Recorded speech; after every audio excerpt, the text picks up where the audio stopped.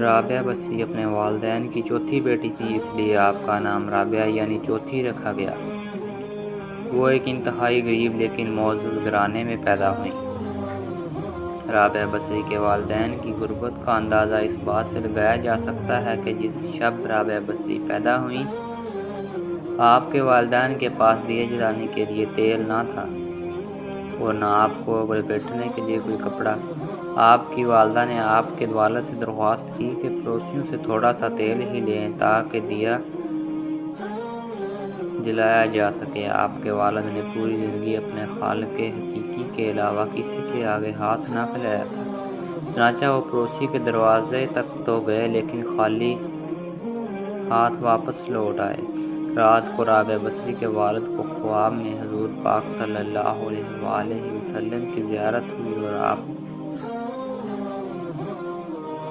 صلی اللہ علیہ وآلہ وسلم نے رابعہ کے والد کو بشارت دی کہ تمہاری نومولود بیٹی خدا کی برگزیدہ بندی بنے گی اور مسلمانوں کو صحیح راہ پر لے کر آئے گی۔ تم امیر بصرہ کے پاس جاؤ اور اسے ہمارا ہر روز پیغام رات دو کو کہ 100 تم مرتبہ، جمعرات کو 400 مرتبہ نذرانہ بھیجتے ہو، لیکن پچھلی جمعرات کو تم نے درود شریف نہ پڑھا، لہٰذا اس کے کفارے کے طور پر 400 دینار بطور کفارہ یہ پیغام پہنچانے والے کو۔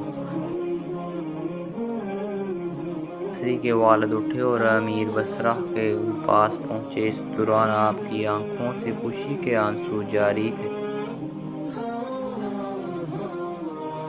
جب امیر بصرہ کو رابعہ بصری کے والد کے ذریعے حضور پاک صلی اللہ علیہ وآلہ وسلم کا یہ پیغام ملا، وہ یہ جان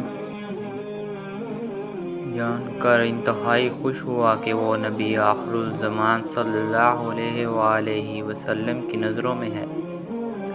اس نے شکرانے کے طور پر فوراً 1000 دینار غربا میں تقسیم کرائے اور 400 دینار رابعہ بصری کے والد کو ادا کیے اور ان سے درخواست کی کہ جب بھی کسی چیز کی ضرورت ہو بلاجھجھک تشریف لائیں۔ کچھ عرصے بعد رابعہ بصری کے والد انتقال کر گئے۔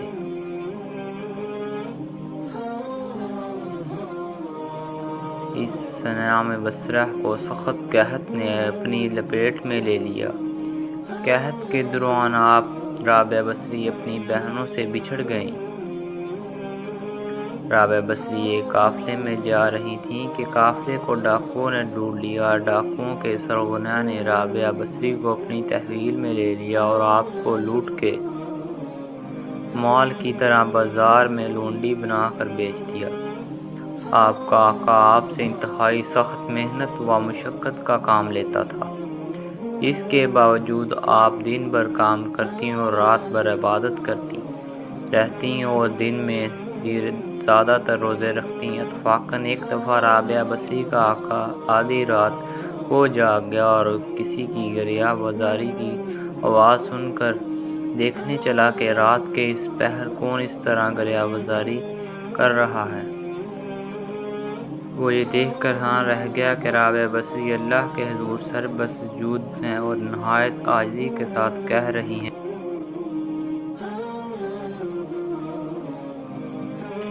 اے اللہ، تو میری مجبوریوں سے خوب واقف ہے۔ گھر کا کام کاج مجھے تیری طرف آنے سے روکتا ہے۔ تو مجھے اپنی عبادت کے لیے پکارتا ہے، مگر میں جب تک تیری بارگاہ میں حاضر ہوتی ہوں نمازوں کا وقت گزر جاتا ہے، اس لیے میری معذرت قبول فرما لے اور میرے گناہوں کو معاف کر دے۔ اپنی کنیز کا یہ کلام اور عبادت کا یہ منظر دیکھ کر رابعہ بصری کا مالک خوف سے لرز گیا۔ اس نے یہ فیصلہ کیا کہ ایسی اللہ والی کنیز سے اپنی خدمت کرانے کی بجائے بہتر یہ ہوگا کہ خود اس کی خدمت کی جائے۔ صبح ہوتے ہی وہ آپ کی خدمت میں حاضر ہوا اور اپنے فیصلے سے آپ کو آگاہ کیا۔ اس نے کہا کہ آج سے آپ میری طرف سے آزاد ہیں۔ اگر آپ اسی گھر میں قیام کریں تو میری خوش نصیبی ہوگی، وگرنہ آپ اپنی مرضی کی مالک ہیں۔ تاہم اگر آپ یہاں سے کوچ کر جانے کا فیصلہ کرتی ہیں تو میری بس ایک درخواست ہے کہ میری طرف سے کی جانے والی